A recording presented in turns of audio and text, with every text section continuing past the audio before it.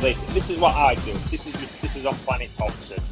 Is that whoever sent that tweet, threw that banana, did whatever at that level, and it's racial harassment or whatever, they should be made to go and sit in a room with the player and his family. Whether that family is his wife, his mum and dad, his two little daughters or two little sons at 7-year-old, and say, right, go on then, mate, we're all here together now. Why did you call me a black whatever, or why did you call me a Irish whatever, or why did you go on, just explain. My mum and dad are here with me, or my girlfriend, or my two little kids.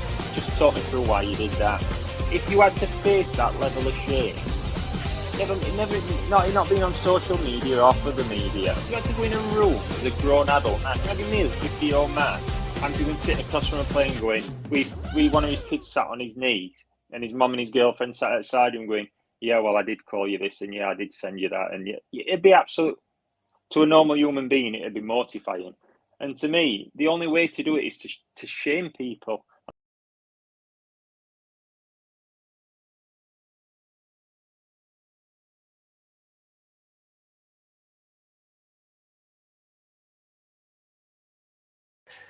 Ryan Garcia, another dope, another successful cheat, another doper, fails another test, and says that it's all a big conspiracy. Now, of course, we know how this works. A lot of people in the boxing world have come out and said this is disgusting. A lot of top former fighters like Barry Windhurst, world champion, European champion, British champion, he came out and said that this is a disgrace because, again, this is a fight sport. He's failed for a drug that helps him get better before fights. And let's go straight away to Andrew Flint. I'm not going to dwell on it. I'm going to just give a bit of a background to this because, of course, Ryan Garcia, before this fight, this recent fight with Devin Haney, people were worried about his mental health. It now looks like, Andrew, there could have been a scheme to sort of deflect people to say, well, maybe he might have been taking something and so on, but this man has failed. Now, this is a superstar of boxing. He has failed. He has failed a drugs test. His urine samples were taken by VADA. Of course, that's Dr. Margaret Goodman's company, who we interviewed on Capital Sports before.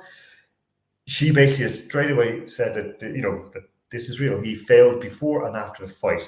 He said that he would give his hair to be tested. And of course, that would be one way to show that he has not taken nothing. There's no history in the roots of his hair. So that's one way they can check for cocaine, for example. They can check your hair. Last night, of course, he was out and about at the Canelo Munguia fight. That fight ended, of course, with a victory for the ex-doper. Well, he was caught doping before Canelo Alvarez, the Mexican. But Andrew, this is scary, okay? Because his A sample, he has what's called norandrosterone, okay? Ostarine. So this is something that he said that is not true. It's wrong. He said that his sample has been tampered with by Victor Conte. Of course, that's the man who ran Balco and sort of brought down a whole lot of big stars, including Marion Jones. Andrew, to what point do we say, listen, Ryan, shut your mouth, you failed? And at what point do the boxing world and the boxing fanboys and girls with laptops, of course, in the media, and the boxing fans online grow up and say, yeah, look, he's doped, punish him? Yeah, I mean, as soon as the whole history linked to mental health were brought up, that instantly puts it in a very, very awkward position, that entire conversation. I think the entire fight was just and the build up to it, the fallout from it, the failing to make weight, it just, there's too much going on for him to carry on chirping out loud online. Like you say, I think he seems almost just to think, if I just say as much as possible, at least something will stick. People are sick and tired of doping stories. They're sick and tired of excuses. If he genuinely had, well, there's two levels to it. That you have to understand, you have to start from the presumption of innocence, I suppose, and assume somebody could either genuinely not have taken it or not have had any idea at having taken it. Somebody else could have spiked a supplement, a burrito, God knows what. It is technically possible. We have to accept that from the start. But when you look at his struggles, physically, mentally, and social media sense, even, it does become, like you say, a concern. You have to think, well, hold on a minute.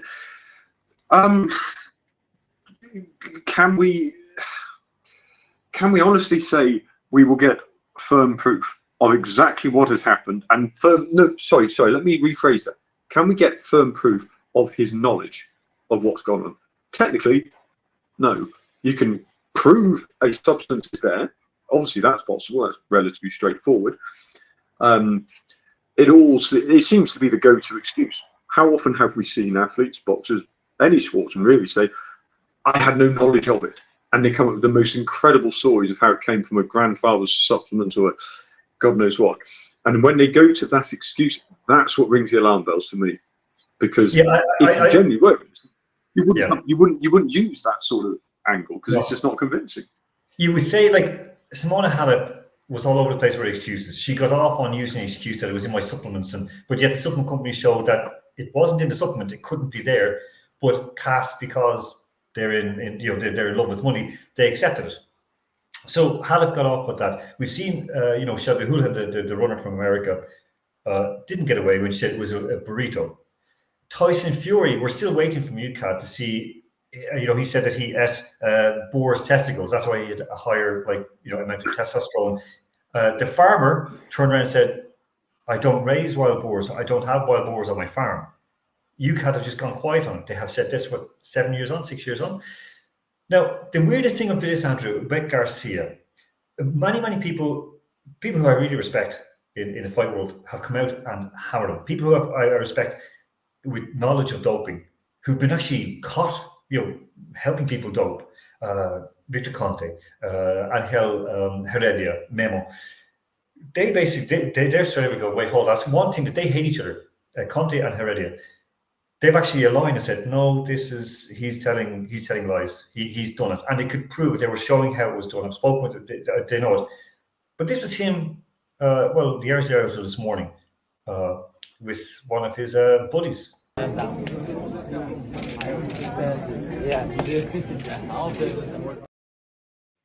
Doper to doper, Canelo, Garcia, no word being said, and this is the weirdest thing. Okay, so again, the boxing media is just allowing this away. The fanboys and girls with their laptops, they're going, "Oh, it's great, and people are thinking. And most of them, not most of them, the vast majority have never put a pair of gloves on and go into a ring. I know there's a few of them who'd like being slapped with leather, but not in that sense.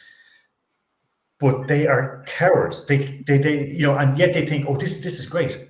No, you could go in and kill somebody. You go in to kill somebody. I remember when I was fighting back, it was in intermediates in Leinster, amateurs, and a guy who I was fighting against was taking, I'll say pee pills, basically stuff to make him pee and lose weight, diuretics.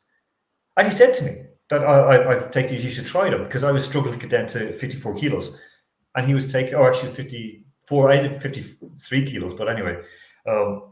And I got into the ring, and I just remember I just hit him once, like really hard body shot, and I could see him just crumpling because basically he destroyed his body. He'd been coming down, he was around really 5'10", and he was coming down to 54 kilos. So it's just it is great. This, of course, is Ryan then going on the rant. This is him, trying to play us all for fools. This is an interesting video. You must watch this. We calling bullshit, bro. Okay, so supposedly I'm clean the whole way through. The last literal moment, I supposedly took steroids. I'm not that much of a fucking idiot, first of all. These motherfuckers set it up.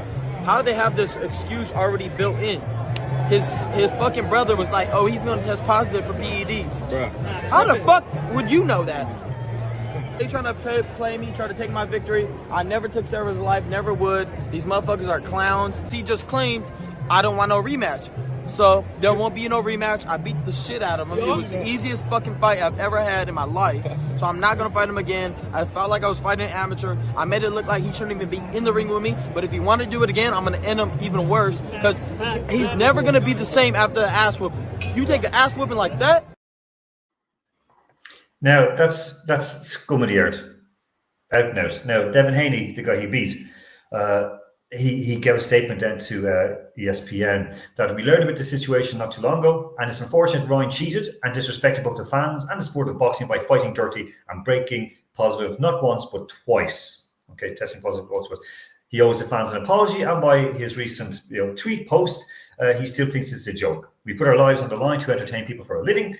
You don't play boxing. That always got to me. People say, "Oh, you're playing boxing." No, you box. This puts the fight in a completely different light. Despite the disadvantage, I still fought on my shield and got back up. People die in a sport. This isn't a joking matter. Now, Andrew, it's going to come on for a little bit longer. Remember, VADA, that's a voluntary. So we volunteered to be tested. Volunteered. You have to be so stupid to be caught. And as he said, he's like, no, not effing stupid. He is dumb. He is dumb. He is an idiot. He's arrogant. He's a fool. And when you have, this is a good one, when you have Conor McGregor coming after you, as he tweeted out, cheated the weight and was juiced, lifetime ban. Sad to see, sad to say. Sad and a bit sick. Don't come near me if I see you ever, Ryan Garcia. I am actually disgusted. This Austrian, it reminds me of Sean O'Malley, was on that as well. I don't like this. I'll bust you both up and you both want a spar. I will set fights right now for you both for a full-on spar each. Okay, there you go. Hotel, Black Fortune, the lot. Then we went on. Two little Austrian heads. I'll ride you both like yous are ostriches. What the fuck? What do you think you're at? If I was Haney's dad, I think that's come out. No matter what. Okay, you're dead no matter what. What the fuck happened to you, you little fool? Get your head together, because I'm going to smash it with elbows if you don't. Fair play, Devin. Well done. Your performance has just become even more heroic. Bravo. Get your head together or kill yourself. Yeah, Conor would have been OTT, but Andrew, look, on that, for someone in the fight game who does that, who takes these drugs, lifetime ban is not that much to ask, is it?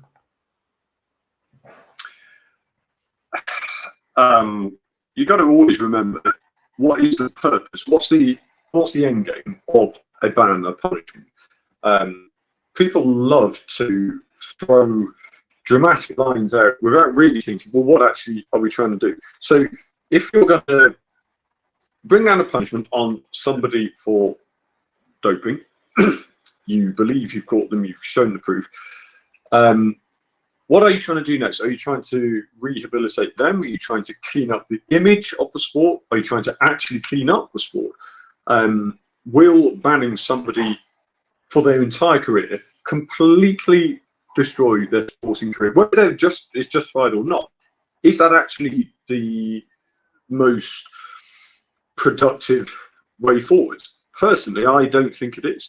However awful, I mean, of course, doping is ridiculous. You're doing too much damage to yourself as to other people, but it does involve other people, because other people will think, well, okay, how do you get caught? Maybe I can find a clever way to get around it. A lot of people have done it and got away with it. Maybe I can too. It does affect others too. But I think the more productive way forward, I'll take it out of the Rich Popson book of remedial behaviour.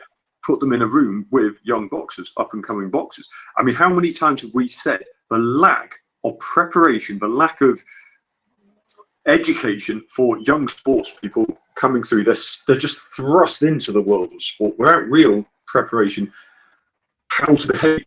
They're not grown up yet, they're not adult yet, and you can't blame them for that, but you've got to help them. If you're going to put them in an adult world, you've got to prepare them to be an adult. Put a Ryan Garcia in a room with the most promising a European Championships competition, whatever it might be, and say, listen, this is what I did. Even if he still believes there's some element of innocence about it, like he admits that there was a substance in the system, but he wasn't aware, or claims he wasn't aware.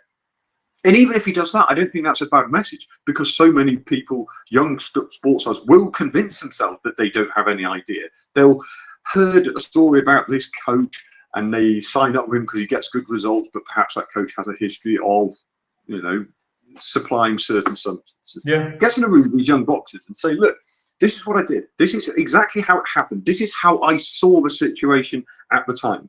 And look at what's happened now. I would suggest that certainly a lengthy ban, of course. But if he could genuinely be shown to get on board with re-educating younger sports stars, in the long run, that is going to do more to clean up a sport than get rid of one person at a time. It's a bit like saying the war on drugs. Find one drug dealer in Colombia, lock him away for life. Well, that's not going to stop it. Someone else is going to do it because they still think they can get away with it, or they think they're smarter than that person. That's not the way to do it. The only way is get thorough messaging. If you're a young sports star, who are you more likely to listen to? Somebody who has actually been in the ring. You've seen them in the ring, or a stuffy suit from some office, God knows where. That I think is the way forward. Okay, no, I agree with that. I prefer the way she just put a bullet in their head, but then again, that's could be wrong. I'm joking with that. No, I'm joking. But I just think for sports, especially like the fight sports, the combat sports, rugby, American football, hockey, basketball, less ones where you can actually seriously kill someone. Then I do think, like, Aussie rules as well. I think then ban for life ban. That's it. Okay. We're going to speak about officiating. Yeah, we're going to speak a little officiating because this is an important theme. It's come up quite a bit actually this weekend in Gaelic games. I want to show you one thing. You tell me if it's a yellow or red card. This, of course, is Galway against Wexford.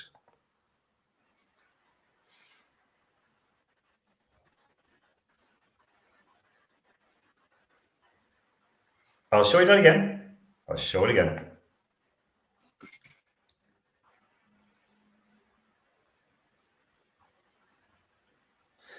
Now, people were saying that the Galway guy who's in white went down, and he went down easy, and he threw his hands in the air to try and get it free. He was hit so hard his helmet flew off. So that's one thing. It's a red card if you're going down and you play, like in rugby, if you go in like the contact with somebody's head as it goes down. Yeah. Fans were arguing, Andrew, that was at best a yellow. Okay, I may not watch the sport week in, week out, but this is just irrelevant whether you watch a sport. Just show the clip. It's about a physical impact. And it's just like you say, there are so many people in rugby I'm more familiar with, and we've seen loads of examples of this, where when you go into a dangerous position, often endangering yourself if you don't put your shoulder in the right place, and you put yourself in an awkward position because you know it's going to take out the opposition player. Sort of position your body in a way that says, I don't look like I'm putting all that much effort into it. I'm just picking where on the opponent's body that is. I hit the guy on the chin. That snapped his head back. And like you say, you could see the helmet goes flying off. It doesn't matter how traditional you are. If you're watching something like that and you think, this should be part of the game. No, it shouldn't, because that's where serious injury, and with a stronger impact and perhaps a slightly different place of impact, could be worse. Yeah. It's just nonsensical. It doesn't matter about your understanding of the game or not. The physical impact, head snap back. That's not what a head is supposed to do. No, not that. Will you show one more time before we go away? Because the next one is also to do refereeing, but this is bad refereeing.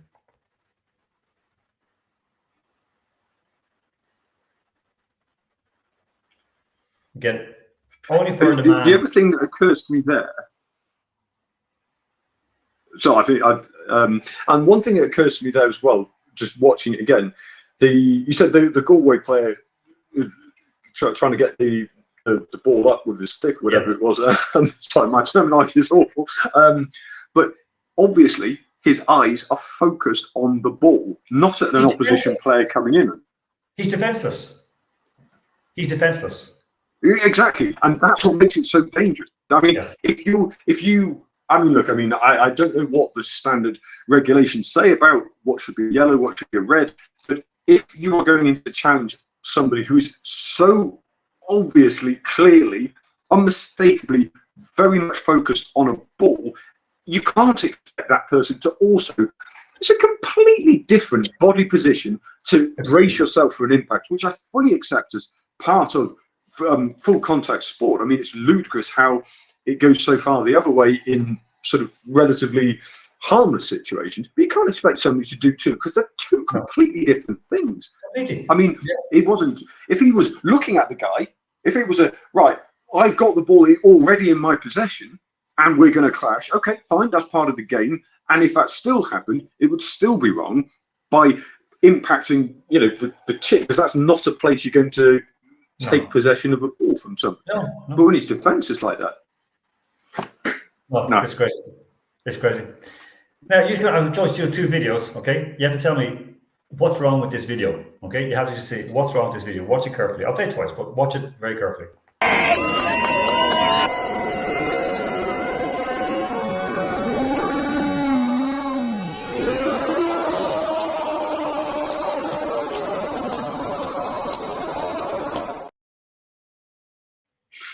That's Waterford Tipperary. Did you see what happened? What was wrong? It was a penalty, but what was wrong? Well, referee or official linesman, whoever it was, running across to the other side of the goal as the kicker is taking. I mean, what on earth is running through his? You watch it from another angle, because I was shocked with this yesterday. I was thinking, how is this goal allowed to stand? Because if the striker of the ball, so again it's hurling, if the striker of the ball had missed, because he's going to drive a small leather ball with a lump of wood in the side of it that could kill you, and he sees the referee running and he loses and he goes, oh, and he hits it, like he hits the referee, hits in a different direction, what then? And the goalkeeper is unsighted when the guy's running. This is from a different angle, you'll see what I mean. Cheekily almost of Stephen Bennett. 124 in Championship Tournament against Tipperary. Make that 224! Again, I'll show it one more time. And you see the referee running. Okay, from the goalkeeper looking, the referee runs from left to right as the ball is being hit at him. Cheekily almost of Stephen Bennett. 124 in Championship Tournament against Tipperary. Make that 224! 20 metres out from goal, guy smashing the ball at you. I was at that last year, of course, in Derry at the World Games playing for the Benelux team. The ball's travelling bloody hard and it really hurts you when it hits you. And the kid referee, Andrew, in that case, okay, so referee let play on. In your just one experience from a horrible refereeing decision where the referee got in the way, or did something that was so outrageous that he could have called it back, or she could have called it back and didn't. So I missed the beginning, but it went a bit. Okay. Question is, in your sports watching experience. Watching, not washing, sports watching experience.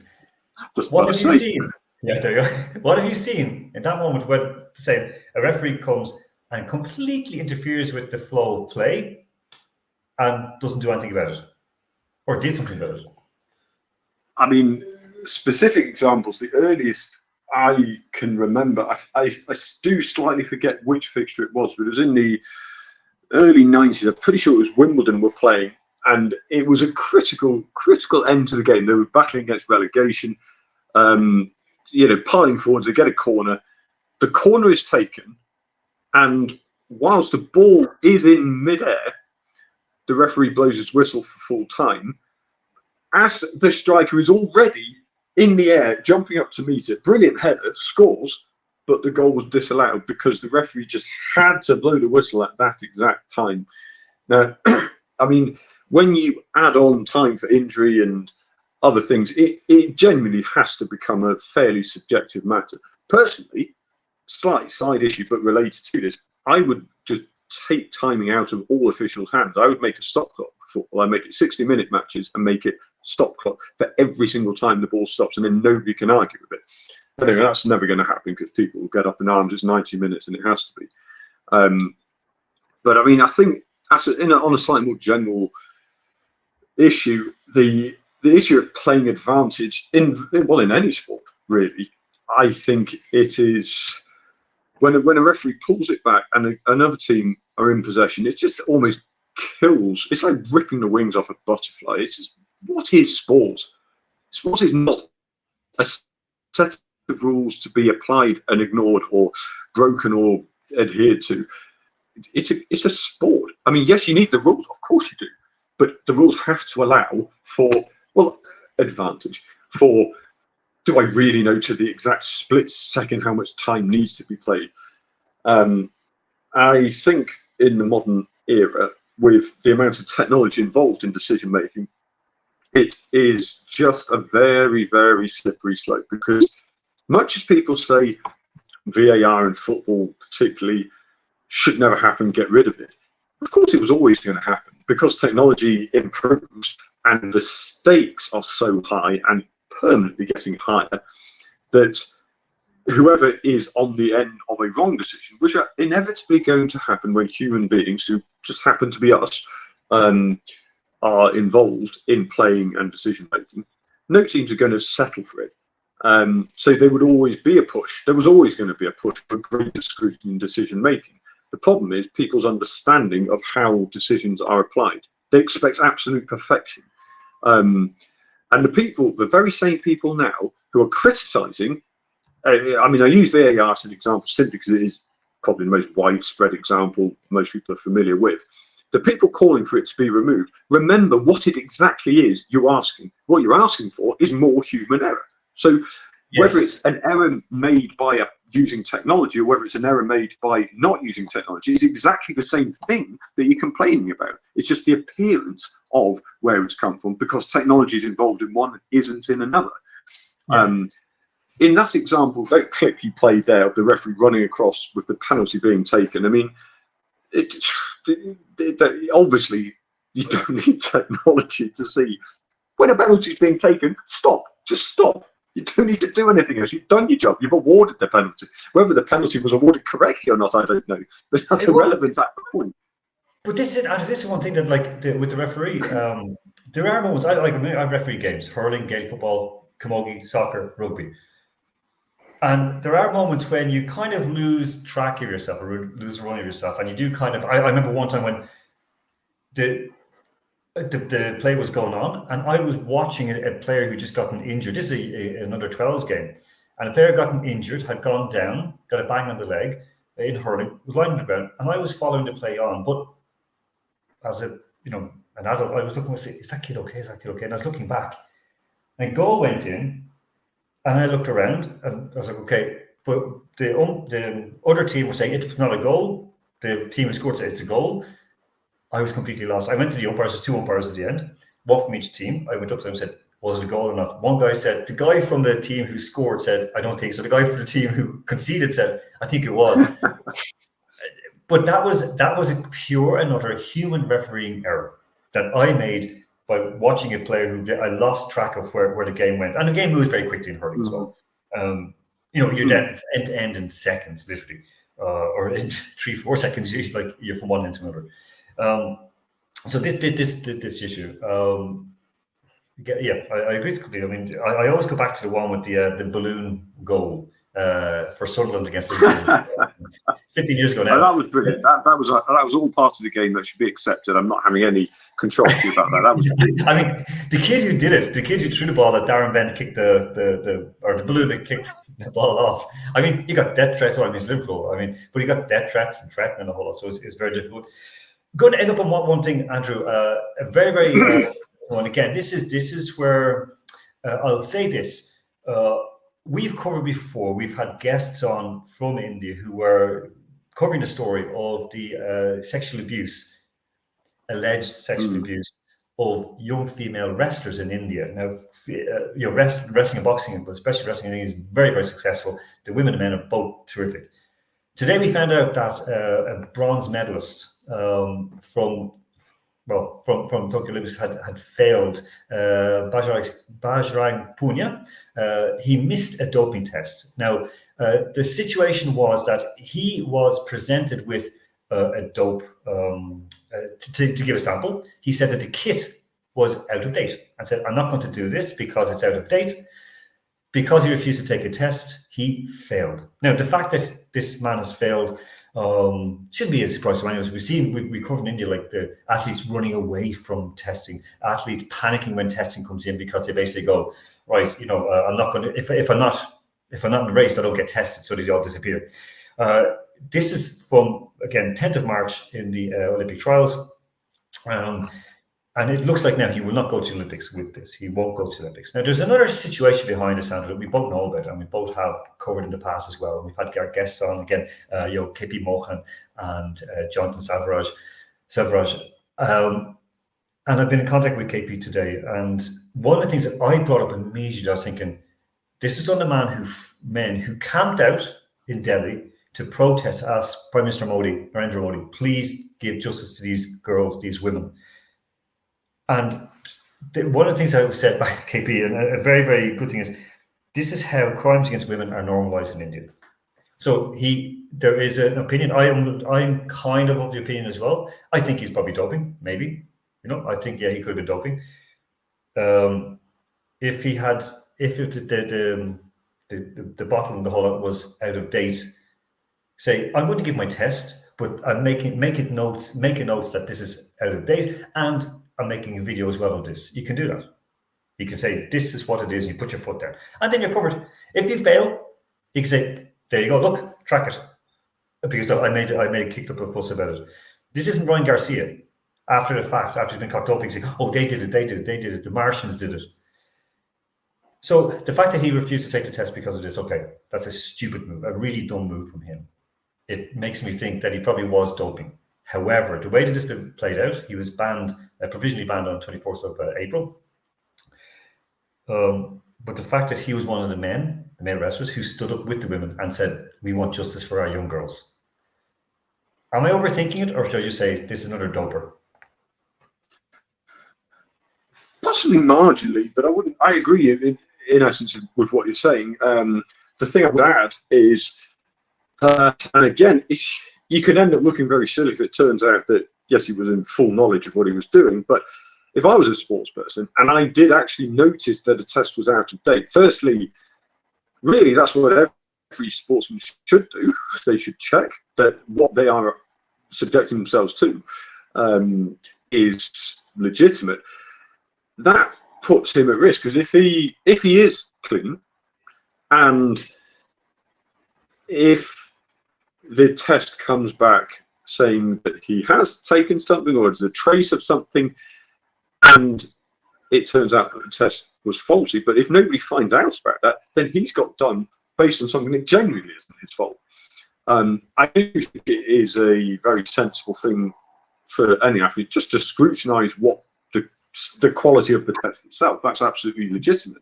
But like you mentioned, well, the next step is not to run away completely and refuse everything completely, but just simply say, yes, I'm happy to take a test, but just make sure it's one that's valid and in date. Because then the testers have absolutely no excuse not to provide something that is legitimate, because you're not doing your job properly. You can't use faulty equipment and expect people to trust the results of it.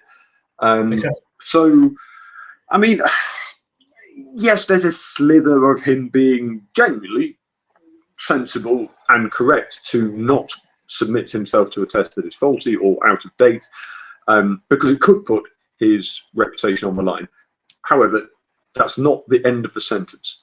The rest of it is, just bring me a clean one. And the fact that he didn't do that and turned it all about just one date, not what can you do about it, that speaks quite loudly that perhaps. Yeah. He may. Yeah. No, I agree with that. I do think that he has been for sure he's been victimized in some way, and a lot of people have messaged me from India saying, yeah, this is a bit dodgy, but it is what it is. So hopefully there will be justice done. But if he's found that if he has been doping, if he comes out and says, look, I was doping, or I didn't want to take the test, it was a date, but I was doping, there's something in that, and I find it very difficult to forgive on that. But at the same time, he hasn't gone all out like Ryan Garcia and said, no, it's a conspiracy, they're out to get me, and it's lies. That's it. Andrew, on that note, I'll say thank you very much. I want to end off with one little question just to tell me what happened next. Okay, so you see the first few seconds of this, and then we'll follow it for then. So here we go.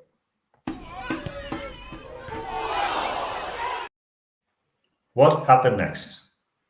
I'll try it again. Well, I'm going to say what I hope happened next. Ball bounces out. striker comes in, absolutely wellies the ball, hits the crossbar, bounces back and hits him in the face, and he gets knocked out cold. You're not that far wrong, actually. Here we go.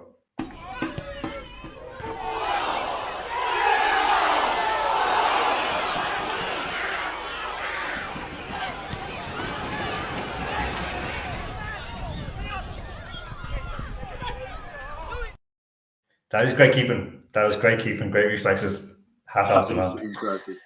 Andrew, on that note, I'll say have a superb day, and of course, talking to you next week again. Catch you next week, boss. And on that note, we will say goodbye for now. We're going to play with a little montage that'll kind of wake you up a little bit, sort of make you worried about going out on your bicycle or even your motorbike. If you go on the motorbike, just take care, because of course it is a season in Europe to get on the motorbike. It's already started quite a while ago in Moscow. Just take care out there, because of course there are releases out there, and you never know what's coming next. So until next week, take care of yourselves and each other.